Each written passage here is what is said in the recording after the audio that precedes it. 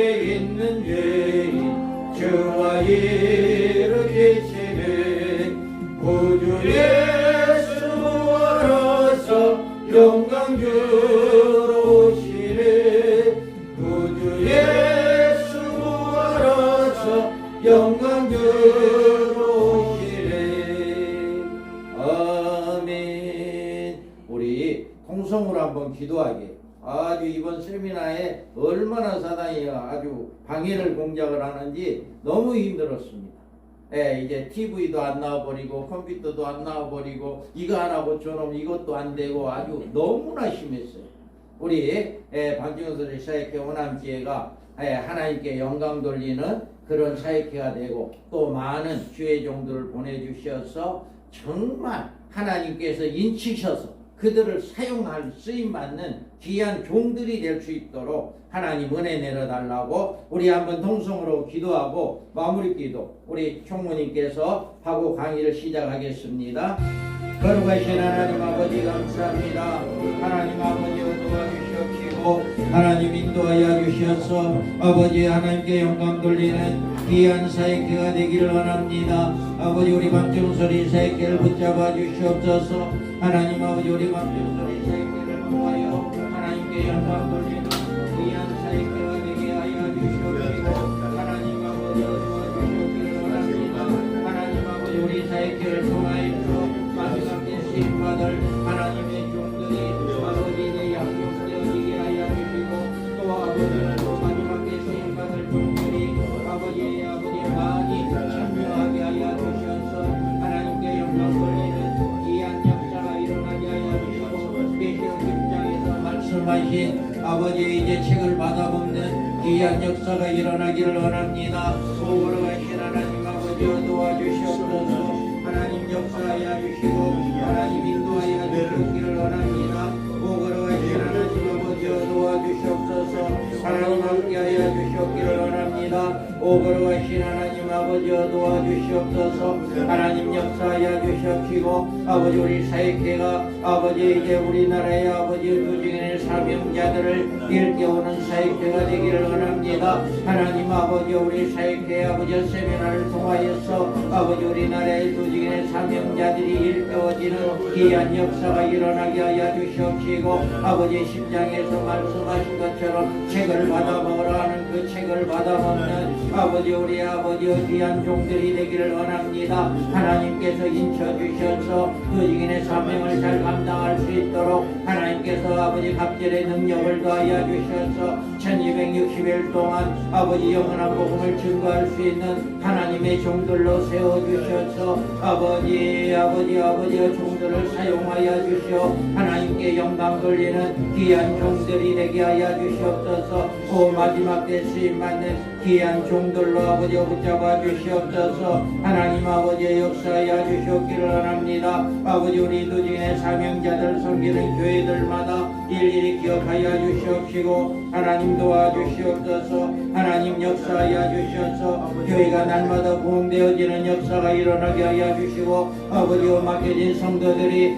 설계론 5처녀로 양육되어지는 귀한 교회들이 되게 하여 주시고 신부단장하는 아버지 귀한 교회 마지막 때 쓰임받는 귀한 교회가 되게 하여 주시옵소서. 오 걸어가신 하나님 아버지 도와주시옵기를 원합니다. 오 성령님 역사하여 주시고 성령님 인도하여 주시옵소서. 오 하나님 아버지 도와주시옵소서. 우리 사역회 모든 아버지 오늘 이 시간에도 성령님 함께하여 주시옵기를 간절히 바라고 원합니다.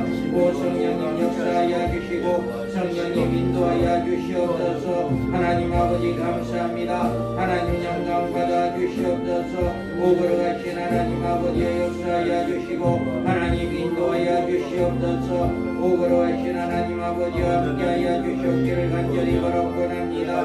오 할렐루야 할렐루야 할렐루야 할렐루야. 하나님 아버지 도와주시옵소서. 성령님 함께하여 주시고 인도하여 주시옵소서. 들을 때마다 사랑의 하나님 감사합니다. 오늘도 저희들 또 4월 세미나로 인도하심을 감사합니다. 하나님께서 또 감당할 수 없는 주의 은혜로 구속받고 주의 종으로 세움받는 것도 감사하온데 영원한 복음을 깨달을 수 있도록 은혜를 주시니 감사합니다. 아멘. 말세 우리에게 맡겨진 귀한 사명 잘 감당해서 하나님께 영광 돌리게 하여 주시고 교회마다 든든히 서가게 하시며 또 세우신 강사님에게도 크신 은혜와 복으로 함께 하옵소서. 아멘. 예수님의 이름으로 기도합니다. 아멘. 아멘.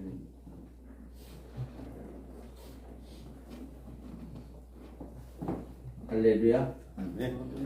하나님은 이 가운데 부활주일 잘 지내시고 또 이렇게 모임을 갖게 해주시니 진심으로 감사합니다. 오늘 이 모임을 통해서 먼저는 하나님께 영광을 돌리고 우리가 또 잘 깨닫고 말씀을 잘 들어서 마지막 때 쓰임받은 종들은 하나님이 인쳐 주셔야 합니다. 네. 우리가 되고 싶다고 해서 되는 것이 아니고 하나님이 인쳐 주는 자에 한해서 우리가 마지막 때 쓰임받는 자들이 될 수가 있습니다. 그래서 우리 하나님은 한 가지 분명한 것은 우리 하나님은 준비하는 자를 쓰신다. 전혀 관심도 없고 전혀 어떤 이런 소망도 없고 이런 분들을 하나님은 절대로 쓰시지 않는다. 그래서 우리는 다만 나를 좀 써주시옵소서 라고 하는 그 소망을 가지고 우리가 이렇게 모임을 갖고 이 모임을 통해서 서로 하나가 되고 또 이 모임을 통해서 우리가 알지 못했던 것들을 미리 또 깨달을 수 있는 그런 또 은혜를 주시고 또 사랑을 주셔서 그 깨달음을 통해서 우리가 이렇게 알아가는 귀한 역사가 일어나기를 바랍니다. 우리가 오늘은 이렇게 이제 우리 작은 책의 두루마기 이제 이거의 제일 일가입니다. 일가를 이제 우리가 시작을 하겠습니다. 그래서 우리는 이 일가를 통해서 우리가 바로 알고 바로 깨닫는 이런 역사가 일어나기를 바랍니다.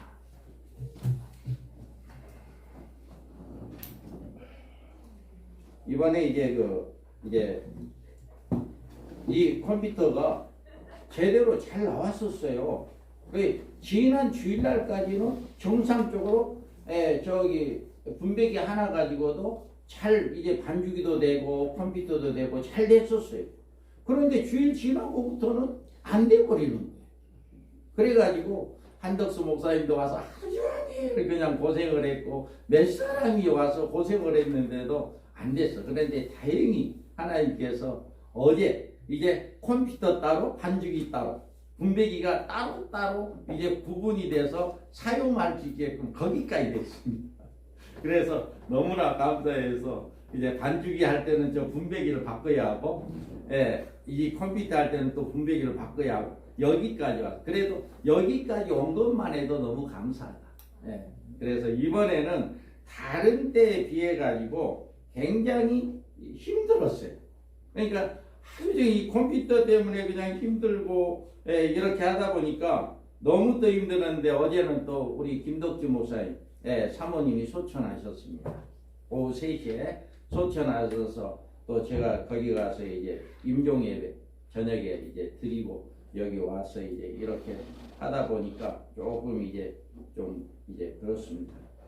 그래서 우리 이제 사역회도 끝나고 혹시 시간 되신 분들은 식사하시고 가실 분들 목포거든요. 목포니까 혹시 가실 분들은 같이 다녀오셔도 좋고요. 우리 사역회에서 그래서 하원은 이제 보내놨습니다만은 그래서 이제 그렇게 가실 분들은 말씀하시고요. 우리는 다니엘서 2장에서 나타난 하나님 나라에 대해서 우리가 오늘은 좀 공부를 하려고 그럽니다. 그래서 우리가 이것까지도 오늘 또 역사를 하는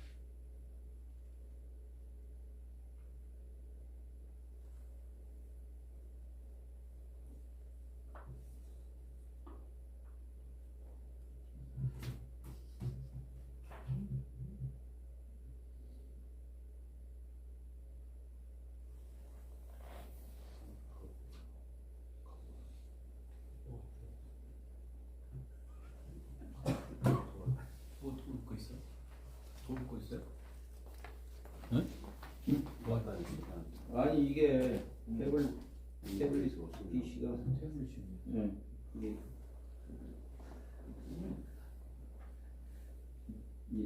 주의보 안 내렸어요? 안 내렸어요. 이거 아닌데.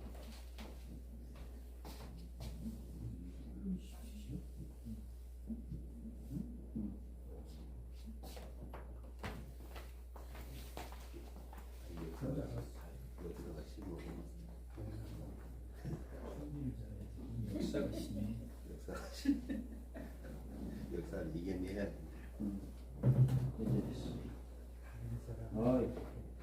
끝까지 역사네. 요즘에 유행 있는 말이요. 이겨내. 이겨내. 말안 되나? 그래.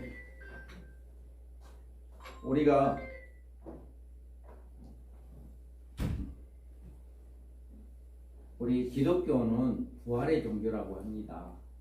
기독교는 부활의 종교라고 하는데 제가 안타까운 게 있어요. 부활의 종교라고 하면서도 하나가 되지 않는다. 부활의 순서가 부활의 종교라고 한다면 부활이 하나가 되어야만 하는데 각 교단마다 아니면 신앙마다 교회들이 부활의 순서가 달라요. 마이크 나와요? 네? 마이크가 안 나와요. 해결했어요? 잘 들려요? 해결했어요? 세 개? 컴퓨터 해결했어? 네, 해결했어. 네, 그렇게 하는데 그 문제가 어디서 나왔을까라고 하는 것을 생각해 볼 때 하나님의 말씀은 하나입니다. 성경 하나잖아요. 그죠? 하나님의 말씀은 하나인데 이 부활의 순서가 각각 다를까라고 하는 것을 생각해 봤을 때 성경을 데살로니가전서 4장 16절 17절 말씀을 제대로 다르게 해석하기 때문에 그런 문제에 해답이 오게 된다라고 합니다. 그 말씀에 보면 주님이 오실 때 죽은 자가 먼저 일어나고 우리도 공중에 끌어올려 주님을 맞이한다라고 했는데 주님이 오실 때 죽은 자가 먼저 일어난다라고 하는 이 말씀을 죽은 모든 성도들의 부활로 해석을 하다 보니까 예수님이 오실 때 죽은 모든 성도들이 부활하고 또 살아있는 성도들은 변화되어서 혼인잔치를 맞이하게 된다라고 그렇게 해석을 하는 그런 오류가 있어서 이 부활의 순서가 다르다라고 저는 느꼈어요. 제가 여기 와서 주변의 목사님들과 우연찮게 부활에 대한 어떤 이야기를 했을 때 제가 반드시 물어봅니다. 그러면 부활은 언제 한다고 생각하십니까? 라고 여쭤봤을 때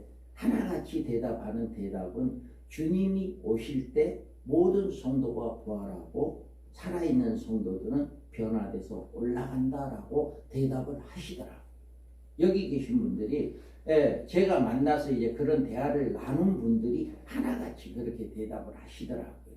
그래서 그러시냐고 언제 한번 기회가 된다면 한번 우리 부활에 대해서 자세히 한번 논해봤으면 좋겠습니다라고 그렇게 이야기를 한 적이 몇 번 있었습니다. 우리가 제가 이런 이야기를 하면 지난주가 부활주일이었잖아요. 그래서 과연 우리 밤중설이 사역회 회원 여러분들은 하나가 되어준 줄 믿습니다. 아멘. 부활이 순서가 하나가 되어져야 해요. 우리는 뭐예요? 첫째 부활자. 데살로니가전서에서 나온 죽은 자가 먼저 일어난다고 하는 그 먼저 일어나는 그 대상자가 누구냐라고 하는 거죠. 그 대상자는 순교자들, 목뱀을 당한 자들과 한일의 언약 때 14만 4천 명으로 이제 3년 반 동안 복음을 증거하고 죽임을 당했다가 살아나는 이 사람들, 즉 첫째 부활자들이 주님과 함께 내려온 자들이고 그 나머지 모든 부활자는 첫째 부활자에 해당되지 못한 모든 사람들은 성도들은 마지막 부활에 참여하게 된다. 이거는 분명하게 구분이 지어져야 합니다. 그러니까 첫째 부활자에 해당되지 못한 모든 죽은 성도는 그때는 예수를 믿는 사람이나 예수를 믿지 않는 사람이나 백보자 심판대에서 부활을 해서 생명의 부활자가 있고 심판의 부활자가 있다라고 분명하게 말씀을 합니다. 그래서 그 생명의 부활자는 영원한 새 예루살렘에 들어가서 하나님과 함께 영원토록 거기서 하나님의 아들들이 되어지는 거다. 하나님의 아들들. 지금은 우리가 하나님의 아들로 인침을 받았습니다. 창세전에 우리를 택함을 받고 우리를 하나님 나라에서 영원토록 하나님을 찬양받으시기 위해서 우리를 택했습니다. 그래서 우리는 그 하나님의 아들로 인정을 받고 택정함을 받았지만 아직은 이 육신을 가지고는 진짜의 하나님의 아들이 될 수가 없습니다. 그러면 진짜의 하나님의 아들은 부활체가 돼요. 우리가 예수님과 같이 부활체가 되어서 영원한 새 예루살렘에서 거기서 영원토록 하나님의 아들들이 되어서 하나님을 찬양하게 되어지는 이런 역사가 일어나야 한다. 이것을 우리는 말씀을 믿고 있고 그렇게 되는 것을 믿고 있습니다. 그래서 그때에만이 인류 창조 역사가 끝나게 됩니다. 이 우주만물을 창조한 것이 무엇 때문에 우리 하나님의 아들들이서 창조한 거잖아요. 그런데 그 아들들이 이제는 영원한 부활체가 되어서 하나님 나라에 있으므로 더 이상 이 세상이 필요가 없는 거죠. 어제 우리 애가 와서 이제 이걸 보고 야 내일 세미나 해야 하는데 야 이것 좀 해. 얘가 질문하는 게 뭐예요? 어머 아빠 얘 종말론에 대해서만 이야기해. 종말론 다음에는 뭐야? 이렇게 이야기하는 거예요. 이 녀석이 종말론 다음에는 뭐야? 이건 좀 냄새가 나는 것 같은데. 이제 우리 애가 이제 강량이가 있거든요. 강량이가 있는데 얘가 어릴 때 교회 나간 걸 내가 못 나가게 했어요. 그래서 신앙생활을 못했고 제가 늦게 신앙생활에서 중학교, 고등학교 때 신앙생활을 했어요. 성령을 못 받았어요. 성령을 못 받고 포항을 가가지고 포항공대 가서 지 혼자 거기서 포항공대에서 이제 학교 대학원까지 나오다 보니까 그렇게 이야기들로 교회를 안 나가더라고. 그래서 이제 그 중학교 때 믿기는 믿었는데 지금은 이제 교회를 안 나가요. 이제 지가 박사되고 이제 그래서 지가 해서 나가고 이제 이렇게 하다 보니까 그랬는데 그래 이제 어제는 와서 아빠 얘 종말론이야. 이런 이야기를 하는 거예요. 그래서 너도 이제 예수 잘 믿으면 이제 너도 이해할 거다. 이렇게 해서 종말론 다음에 뭐냐? 하나님 나라라. 하나님. 그럼 하나님 나라라고 이야기해야지. 왜 종말론이라고 이야기하냐? 이런 이야기를 하더라고요. 그래서 조금 이제 비하고 그런 이야기를 좀 했습니다만은 우리가 이와 같이 하나님 나라는 부활체가 되어서 들어가는 영원한 새 예루살렘이 진짜 우리의 하나님의 나라이다라고 하는 것을 우리가 볼 수가 있습니다. 우리가 다니엘서를 통해서 보면 서론으로 봤을 때 지금 우리 인류는 뭐를 향해 날아갑니까? 하나님의 나라를 향해 날아가고 있습니다. 하나님의 나라. 그래서 지금 우리 인류 역사의 종말에 살아오고 있는 우리 모든 이런 삶은 주님의 재림을 향하고 또 주님의 재림을 통해서 하나님의 나라를 이루기 위한 그 단계로 지금 달려가고 있다. 그래 주님이 재림하게 되면 뭐가 필요합니까? 신부단장이 필요하잖아요. 신부단장이 필요하고 우리의 사명은 우리에게 맡겨진 양들을 신부단장시키는 성도들을 신부단장하게 하는 것이 우리의 사명이고 또 우리는 또 우리 나름대로의 또 두 증인의 사명자가 되기를 소망하고 하나님이 정말 나를 좀 인쳐주시오. 나를 좀 사용해 주시오라고 하는 그런 소망을 가지고 우리가 사역을 감당하는 이것이 결국은 뭡니까? 하나님의 나라를 이루기 위한 하나의 작전이다. 그리고 하나님은 지금도 이렇게 하나님의 나라를 이루기 위해서 진행되어져 가고 있다라고 하는 것입니다. 그렇다면 우리가 오늘 이 작은 책의 두루마기의 이 제1가는 다니엘서 2장입니다. 다니엘서 2장. 다니엘서 2장에서는 그러면 다니엘은 뭐냐? 다니엘서는 하나님의 나라에 대해서 느부갓네살 왕의 꾼 신상이 무엇인가를 바로 알게 해서 인류 역사를 알 수 있게 됩니다. 인류 역사를.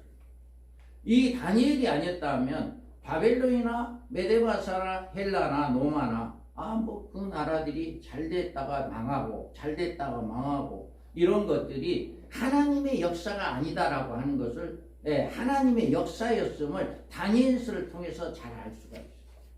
그래서 느부갓네살 왕에게 꿈을 꾼 것은 바로 그 인류 역사가 이렇게 멸망되어진다라고 하는 것을 보여주는 거예요. 그래서 우리는 이 다니엘서에 논쟁이 많습니다. 어떤 논쟁이 많습니까? 이 가운데 논쟁은요, 메시아 왕국이 신약 시대의 하나님의 교회입니다. 아니면 인류 종말에 성취될 하나님의 나라입니다. 이거에 대해서 아직도 논쟁이 많습니다. 교단마다 신학자들마다 이제 신약교회 시대의 하나님의 교회이다 라고 하는 이렇게 해석을 하는 자는 상징적으로 해석되어집니다.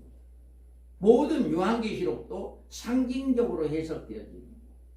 그러지만 인류 종말에 성취될 하나님의 나라, 즉 천년왕국, 영원한 새 예루살렘을 이제 천년왕국을 우리가 봤을 때 메시아 왕국을 천년왕국으로 해석했을 때 우리는 신약시대 교회가 아니라 종말에 성취될 하나님의 나라임을 알 수가 있다. 그래서 지금도 이 논쟁은 많은 논쟁이 이루어지고 있다. 그런데 우리 사역회에서는 인류 종말에 성취될 하나님의 나라이다. 이미 교회 시대는 로마 시대로 끝난 거예요. 그러면 다니엘서는 왜 등장했는가라고 우리가 생각해 볼 때 다니엘서의 위치는 성경에서 대단히 중요합니다. 특히 유대인들에게 더욱 그러한데요. 그것은 다니엘서를 통해서 보여주신 하나님의 계시가 언제인가는 굉장히 중요한 의미로 그것이 성취되어집니다. 이미 다니엘서 2장에서 나온 느부갓네살 왕의 꿈 신상에 대해서 제4제국까지는 끝났지 않습니까? 로마 제국까지는 이미 끝나고 앞으로 남은 제국 발가락 10발가락에 대한 그 나라 제5제국에 대해서는 아직 이루어지지 않은 상태 이렇게 되어졌습니다. 그래서 여기에서 보면 신명기 18장 22절에 보면 만일 선지자가 있어 여호와의 이름으로 말한 일에 증언도 없고 성취함도 없으면 이는 여호와께서 말씀하신 것이 아니요 그 선지자가 제 마음대로 한 말이니 너는 그를 두려워하지 말지니라. 아멘. 이와 같이 반드시 다니엘 선지자를 통해서 이렇게 이야기한 모든 말씀은 이루어진다라고 하는 것입니다. 그래서 다니엘서에 보면 12장 4절에 보면 다니엘아 마지막 때까지 이 말을 간수하고 이거를 봉함하라. 많은 사람이 빨리 왕래하며 지식이 더하리라. 아멘. 이와 같이 이 말씀을 봉함하라라고 이야기를 했습니다. 그러므로 이 글의 봉함함은 이 다니엘서를 계시된 하나님의 말씀은 반드시 성취되어지고 이루어진다라고 하는 거예요. 이루어지는데 이 유대인들에게 아직도 이 글은 봉함되어 있는 상태로 그대로 있고 앞으로 이 글이 역사적으로 성취될 그때에 개봉되어질 것이다 라고 하는 거예요. 앞으로 그래서 그리고 이 책이 개봉되어지는 날 그들이 소망하는 메시아 왕국이 세워지는 유대인들에게는요 메시아 왕국이 바로 천년왕국으로 이어집니다. 유대인들의 메시아 왕국은 지금 이 세상이 아닙니다. 천년왕국으로 이루어집니다. 그래서 이것이 바로 다니엘서는 왜 등장했느냐? 유대인들에게 이렇게 하나님이 계시는 반드시 성취되고 이루어지고 메시아 왕국이 세워지는 이것을 이루기 위해서 다니엘서가 기록되어져 있다라고 하는 것을 우리가 볼 수가 있습니다. 그 다음에 다니엘서에서는요, 일관성을 가지고 있는데 다니엘서에 계시는 초점은 오직 하나님의 나라입니다. 각 사건은 다 달라요. 2장과 7장과 9장과 11장과 12장 이 모든 사건들은 다 다릅니다. 그런데 우리가 알 수 있는 것은 그럼에도 불구하고 다니엘서는 계시는 오직 한 가지 문제, 그 계시에 초점을 맞추고 있다는 거예요. 다 다르지만 그 초점은 끝에 가서는 하나님의 나라입니다. 제일 끝에 가서. 그래서 다니엘서 2장 44절에 보면 이 여러 왕들이 시대에 하나님이 한 나라를 세우리니 이것은 영원히 망하지 아니할 것이요 그 국권이 다른 백성에서 돌아가지도 아니할 것이요 도리어 이 모든 나라를 쳐서 멸망시키고 영원히 설 것이라. 아멘. 이와 같이 이 나라는 영원히 서는 나라, 즉 하나님의 나라이다라고 합니다. 그리고 7장 14절에도 그에게 권세와 영광과 나라를 주고 모든 백성과 나라들과 다른 언어를 말하는 모든 자들이 그를 섬기게 하였으니 그의 권세는 소멸되지 아니하는 영원한 권세요 그의 나라는 멸망하지 아니할 것이라. 아멘. 이와 같이 7장에서도 그 나라는 영원히 쓰고 멸망하지 아니한다 라고 이렇게 말씀을 하고 있습니다. 그러므로 우리는 이 다니엘서는 이렇게 사건이 여러 개 있는 것 같고 어떻게 보면 이 순양이 나오고 염소가 나오고 이런 사건들이 여러 가지인데 그런 모든 것들이 다 하나님 나라를 위한 계시다라고 이렇게 우리가 일관성 있게 보면 됩니다. 그 다음에 다니엘서는요 누구에게 주는 계시인가? 다니엘서는 그래 다니엘서의 계시의 대상은 유대인이다라고 이야기합니다. 우리가 다니엘서를 펼 때 과연 이 책은 누구에게 해당되는 사건이며 누구에게 주는 경종과 축복인가에 대해서 성경적인 증거를 찾아야 합니다. 그래서 다니엘서의 결론은 전 세계적이고 하나님의 나라란 어느 한 지역이나 어느 한 백성이 지칭하는 말이 아니다라고 합니다. 우리 다니엘서는 어느 한 민족의 어떤 민족적인 사건에 일갈되어 나라가 아니라 전 세계에 있는 이스라엘과 곧 유대인들 그리고 그 지역의 유대 지역에 국한되어 있는 점이 이제 우리가 다니엘서를 통해서 우리가 알 수 있어요. 그래서 다니엘서는 주로 이제 그들은 아직 유대인들은 계시록을 신약을 보지 않습니다. 신약을 보지 않고 있기 때문에 이제 다니엘서가 바로 종말론 이제 이 계시록으로서 다니엘서를 통해서 유대인들에게 우리에게 잘 알려지게 하는 말씀이다라고 합니다. 그래서 내 백성과 내 거룩한 성을 위하여 이런 이래를 기한을 정하였나니 허물이 그치며 죄가 끝나며 죄악이 용서되며 영원한 의가 드러나며 환상과 예언이 응하며 또 지극히 거룩한 이가 기름을 부음을 받으리라. 아멘. 여기에서 내 백성과 내 거룩한 성을 위하여란 표현은 다니엘에게 계시된 대상의 명시를 해주고 있는 대목이므로 다니엘에게 말씀한 내 백성과 내 거룩한 성은 결코 하나님의 교회의 대상이 아니다 라고 하는 것을 이야기합니다. 그래서 즉 다니엘은 여기서 말한 것처럼 누구에게 주는 계시냐? 유대인들에게 주는 계시다. 다니엘은 이렇게 보면 알 수가 있습니다. 그래서 이게 다니엘서의 9장의 대상이 유대인과 예루살렘의 운명에 관한 것이라면 다니엘서 전체의 대상이 유대인과 예루살렘의 운명에 관한 것이 아닐 수가 없다. 그래서 하나님께서는 70일의 기한을 정하고 그 기한도 유대인의 대상으로 기한이요 70일에 들어가 있는 모든 계시는 유대인들에게 적용되는 사건이다. 그렇다고 해서 단지 유대인들에만 70일에가 적용되느냐? 그게 아니라 전 인류의 모든 사회가 70일에 다 적용되어지는 이런 역사다. 그런데 이미 인류는 이렇게 계시록이라고 하는 이 예언서를 통해서 이 말씀을 통해서 알 수가 있는데 이 유대인들은 신약을 알지 못하기 때문에 전혀 종말의 계시를 알지를 못합니다. 그래서 이 다니엘서를 통해서 이 70일을 통해서 그것을 알고 깨닫게 해주는 이런 역사가 있게 되어진다라고 합니다. 그래서 우리가 반드시 알아야 할 것은 인류 종말적인 사건의 계시를 유대인들과 예루살렘의 불신점으로 전개시킨 것이 다니엘서에 나타난 종말적인 계시이고, 이 같은 협의적인 종말 계시를 더 강의적으로 사건으로 전개시킨 것이 바로 요한계시록입니다.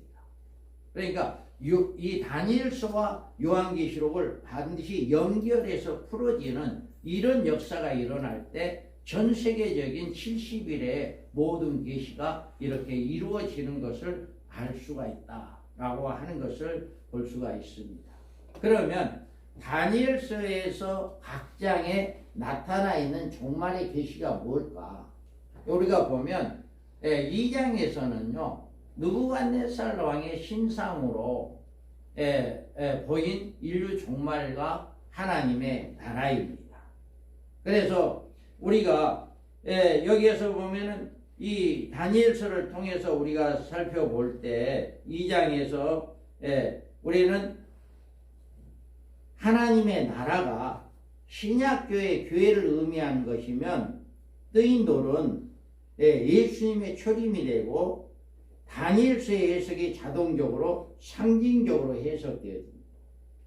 이 뜨인 돌이 그래서 다니엘서 9장의 70일에와 한일의 언약 역시 인류 종말에 연결시키지 않기 때문에 신약시대의 기간으로 해석하게 되며 7년이란 종말적인 기간을 7년 환란이라고 그냥 인정하지 않게 됩니다. 만약에 이제 여기에서 초림 메시아로 보게 된다면 이렇게 7년 환란 없게 되는 이런 일들이 있게 된다라고 합니다. 그래서 우리는 다니엘서의 잘못된 해석은 다니엘서뿐만 아니라 그 여파를 요한계시록에도 이렇게 결정적인 영향이 미친다라고 합니다. 그래서 우리가 이제 공부하고자 하는 이 다니엘서를 정말 시작부터 잘해야 합니다. 어떻게 시작을 잘 시작하느냐에 따라서 요한계시록까지 해석이 달라지기 때문에 우리는 이렇게 해야 한다. 그래서 2장에서 이렇게 전체적으로 봤을 때 우리는 이스라엘이 겪고 있는 역사적 운명을 종말적인 계시로 이제 계시해 주고 있고, 최종적으로 하나님의 나라를 등장시킴으로 유대인들에게 하나님의 나라에 대한 새로운 소망을 갖게 해주고 있는 것이 바로 이 다니엘서이다 라고 이야기합니다. 그래서 2장에서 느부갓네살 왕의 신상으로 보인 인류의 종말과 하나님의 나라인데, 2장에서 바벨론으로부터 시작된 인류의 역사는 전적으로 이제 보여주고 있고요. 이 같은 역사적인 진전에서 교회를 등장시키지 않고 이스라엘 유대인들의 종말에 이르기까지 역사적 진행을 과정을 이야기합니다. 그러니까 2장에서는 이방인들이 전혀 없는 거죠. 이방인들이 그리고 이제 유대인들에 관한 이야기다. 그리고 7장에서는 종말에 등장할 네 바람과 열불과 작은 불이 등장합니다. 그래서 7장에서 인류 역사에 등장할 네 바람은 그 중에 넷째 짐승의 출현이 곧 작은 불의 등장인데, 이자의 등장으로 이스라엘 유대인 전대미문의 종교의 핍박을 받게 되었습니다. 그래서 이때 이스라엘의 고대 메시아 출현하여 이스라엘 남은 자들을 구원해 주시고 작은 뿔의 선명하심으로 그의 왕국 하나님의 나라를 세운 것을 계시해 주는 것이 바로 7장이다. 그래 7장에서 우리가 공부할 때 이런 것들이 정확하게 자세하게 이렇게 해석이 되어진다라고 하는 것을 볼 수가 있습니다. 그 다음에 8장에서는 작은 뿔의 등장으로 보여준 구약적인 적그리스도의 모습이다. 8장에서 이스라엘의 바벨론 포로 시대로부터 메데바사와 헬라를 거쳐서 종말에 등장할 적그리스도의 모형으로 시리아 왕 안티오쿠스 4세의 모습을 보여주고 있습니다. 그리고 이자에 의해서 이스라엘의 종교적인 핍박을 받으며 2300주야의 시련을 겪을 수 있는 그 민족적 비운의 계시가 바로 8장에서 나옵니다. 그래서 이자가 작은 뿔로 나오는 것은 7장의 작은 뿔의 상징적인 인물로서 이렇게 나오고 있다라고 합니다. 8장에서는 바로 이렇게 작은 뿔에 등장하는 모습, 즉 적그리스도의 그 모습이 8장에서 보여지고 있다.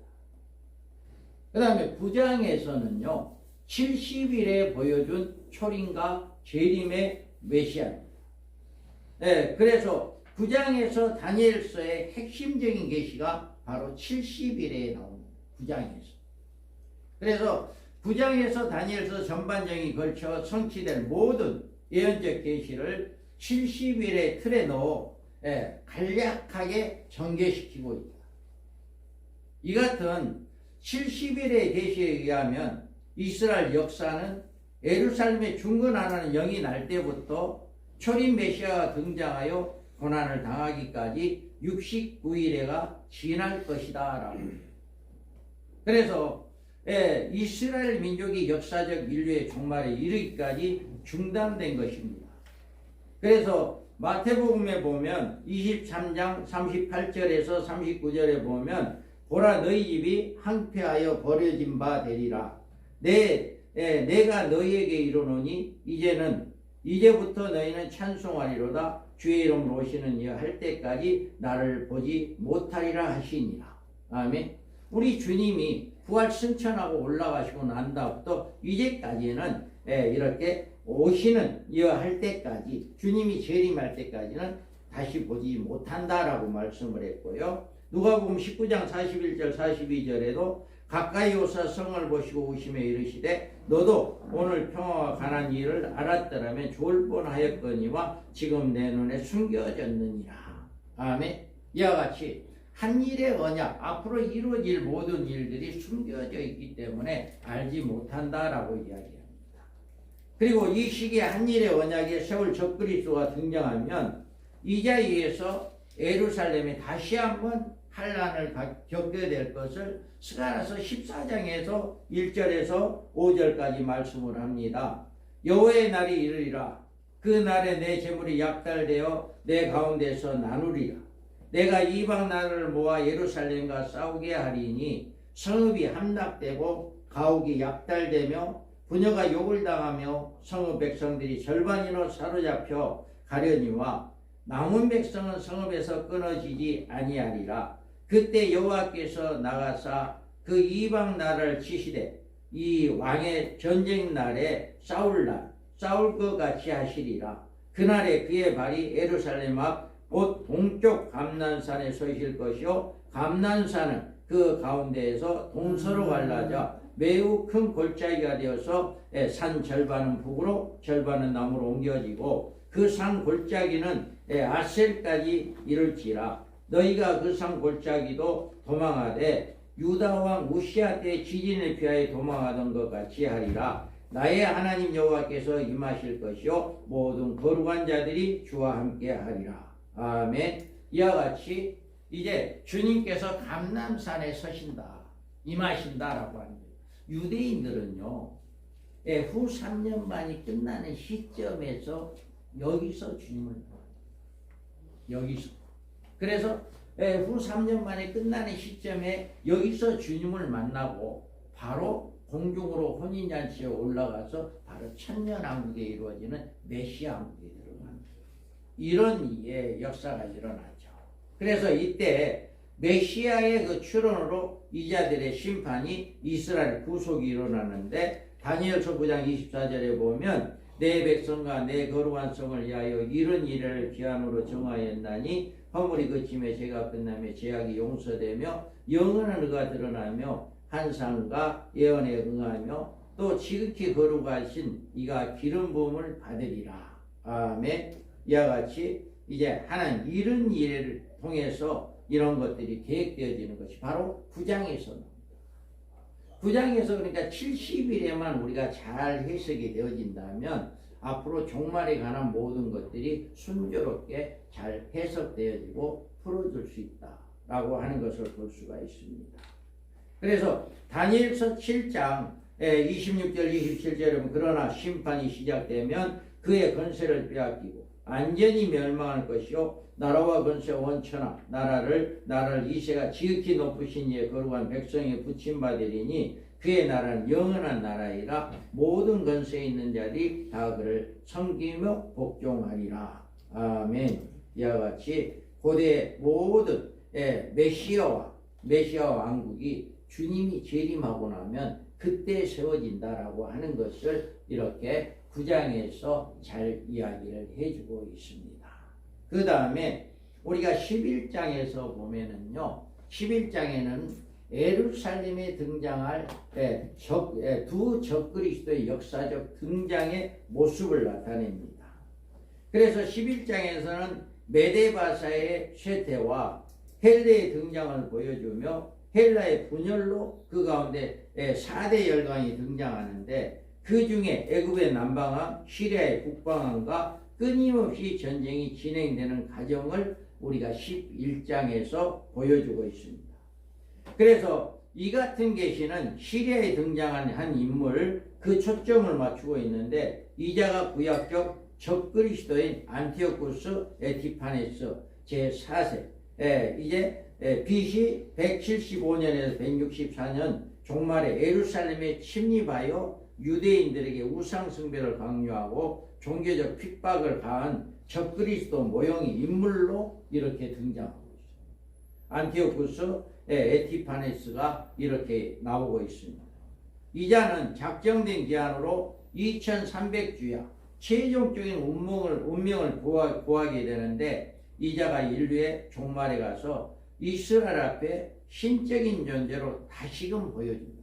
그러니까 11장에서 안티오쿠스가 예루살렘에 그렇게 로마에 핍박을 했던 그 모든 핍박이 또다시 적그리스도에 인해서 또다시 그 핍박이 다시금 일어나게 된다. 재현되어지게 된다. 라고 하는 것을 이야기하고 있습니다. 그래서 데살로니가 후서 2장 4절에 보면 그는 대적하는 자라 신이라 불리는 모든 것과 승비함을 받는 것들에 대항하여 그의 자기를 높이고 하나님이라 내세우느니라.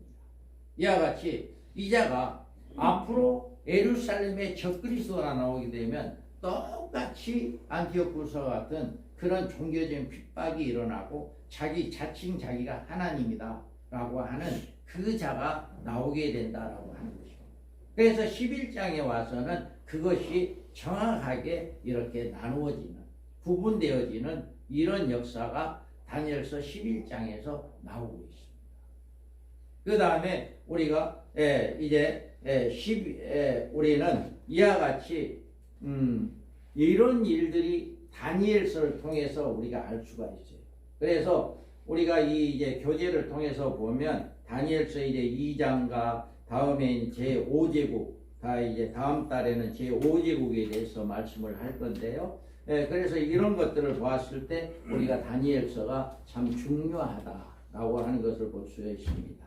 자, 그렇다면 우리 한국교회 신학사상 종말론 흐름은 그럼 어떻게 되냐라고 하는 것을 우리가 봤을 때 세대주의가 미국의 신학계에서 석권을 냈습니다. 그래서 18세기 초 독일의 자유주의 신학과 신신학과 세계교회에 팽배할 때 개혁주의 신학의 폐지에 이기에 맞으면서 등장한 것이 세대주의 신학이다. 그래서 영국 성공회에 신부였던 다비에서 주장된 세대주의는 신학이 미국의 스코필드 성경을 출간하게 되면서 세대주의가 신학으로서 그 미국의 보수 신학계를 휩쓸게 되었다. 그래서 미국이 세대주의로 이렇게 전체적으로 이렇게 되었습니다. 그래서 영국이나 미국에 파송된 선교사들은 교단을 초월하여 세대주의 신학이 깊이 물든 목사님들이었으므로 한국 교회는 선교 초기에 이들이 신학적인 영향을 받게 되었다. 그러니까 초기에 오는 모든 목사님들이 선교사님들이 이렇게 세대주의의 신학을 가지고 있었기 때문에 우리나라에도 이 세대주의가 들어오게 됐다라고. 그래서 우리가 세대주의가 주장하는 독특한 신학 이론으로는 이제 성경의 7시대에 구분하여서 세대별로 하나님의 특별하신 구원의 섭리로 이렇게 내세우고 있다. 그래서 구약 성경과 신약 성경을 별개의 성경으로 구분하여 구약은 이스라엘, 신약은 교회에 주신 것으로 양분을 하고 그들이 이스라엘 여자적으로 보고 구약은 이스라엘 언약의 말씀으로 이렇게 해석을 하고 있다라고 이야기합니다. 이런 성경적으로 해석으로 인해서 아주 독특한 종말관이 정립되었고 소위 세대주의의 종말론이 세워지게 되었다. 그래서 우리는 이렇게 세대주의 신앙 정립한 종말관은 주님의 재림을 소망하는 많은 교회에게 큰 영향을 끼치게 되었다. 다음에는 세대주의가 한국 신학의 흐름으로서 이제 한국 교회는 최초 신학이 없는 보수 신앙으로 출발해서 1902년 승동교회 목사로부터 부임한 간학년 선교사가 1908년 평양신학교 교수로 활동하면서부터 세대주의 신학이 한국 신학계에 등장하게 되었다. 이게 처음으로 우리 이제 세대주의가 우리 한국에 등장하게 되었다고 합니다. 그래서 그 당시 한국교회 세대주의, 개혁주의에 벽이 없었다라고 이야기해요. 그런데 해방 이후에 6.25를 전후하여 박형영 목사, 박윤선 목사를 칼빈주의 신학과 신학자들에 의해서 저서의 신학교회 강의를 통해서 한국교회에서 개혁주의 신학의 뿌리가 내리기 시작합니다. 이때부터 이제 이미 세대주의가 있었는데 이제 6.25 전후로 해가지고 다시금 개혁주의가 이렇게 뿌리를 받게 되었다라고 이야기해요. 그래서 개혁주의 신학은 종말간의 역사적 전철연설과 무천연설을 나누게 되었고 그 후에 한국교회는 무천연설에 편배하게 되고 역사적 전철연설은 지금 흥미를 거둬 지금 신학교들에서 다 무천연설로 돌아가고 있죠. 천년왕국이 없다. 이렇게 지금 돌아가고 있습니다. 그래서 우리가 여기에서 보면 이렇게 후천연설은 이 후천연설은 이제 우리나라에 쓰지 않습니다. 그래서 세대주의 전철연설을 우리가 많이 쓰고 있고요. 여기에서 보면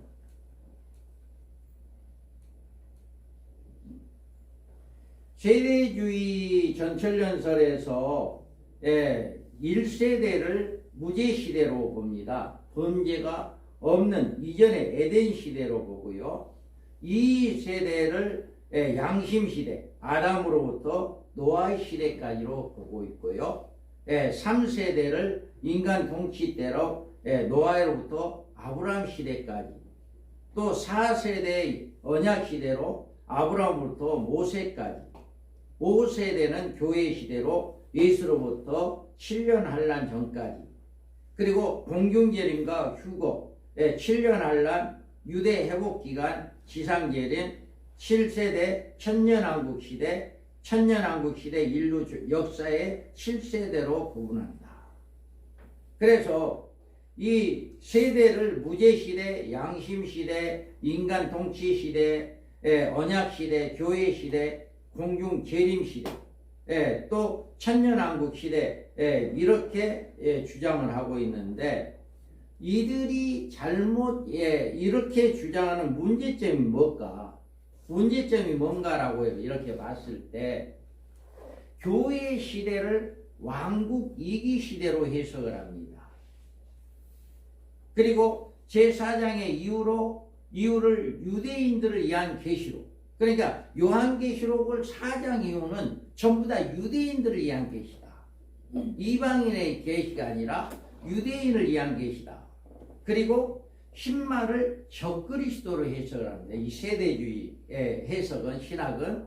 그리고 공중재림과 지상재림 등 이중 재림을 주장합니다. 그러니까 공중에도 재림하고 지상에도 재림한다 라고 하는 이중 재림. 그리고 7년 환란 전에 휴거설을 이야기합니다. 이 세대주의 이 신학은요, 환란 우리는 안 겪는다. 예수 믿는 사람들 환란 오기 전에 다 공중에 올라가서 주님을 맞이하기 때문에 7년 환란 없다. 이렇게 세대주의자들은 주장을 하고 있고요. 그리고 유대인들은 육체로, 성도들은 부활체로 천년왕국에서 생활을 한다. 그러니까 유대인들은 육체로, 그리고 성도들은 부활체로, 부활체와 육체가 같이 거기서 천년왕국에 생활을 한다.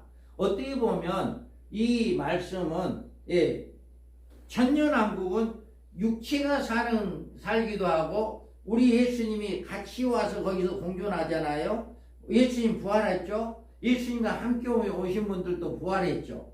그렇기 때문에 천년왕국 안에는 예수님과 부활체가 있는 하나님의 성이 있어요. 하나님의 성이. 그리고 일반 백성들이 있는 성이 있어요. 계시록의 21장, 20장, 21장 거기에 나오거든요. 하나님의 거룩한 성에 있거든요. 그렇게 해서 그러는데, 이거는 여기에서 나오는 부활체와 여기에서 유대인들의 육체로 성도들의 부활체는 전혀 그 내용하고는 다릅니다. 그래서 모든 유대인들은 육체로, 모든 성도들은 부활체로 천년왕국에 살게 된다. 그래 각 시대마다 이렇게 구원의 방법이 다르고 문제점이 다르다. 그래서 성경의 진리를 뿌리채 이렇게 흔들어 놓고 있는 것이 바로 무천년설이다. 저기 세대주의다라고 이렇게 볼 수가 있습니다. 그래서 우리는 지금은 이제 세대주의가 많이 없어집니다. 많이 없어지고 우리나라는 무천년주의로 이렇게 많이 흐르고 있습니다.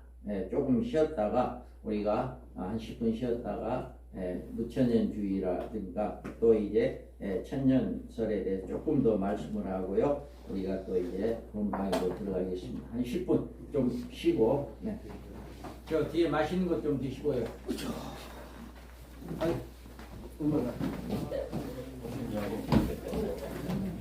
어때? 이거 어떻게 오셨어요? 공사한테? 여기 왔어요? 우리 돌아서 왔어요. 나 맞다.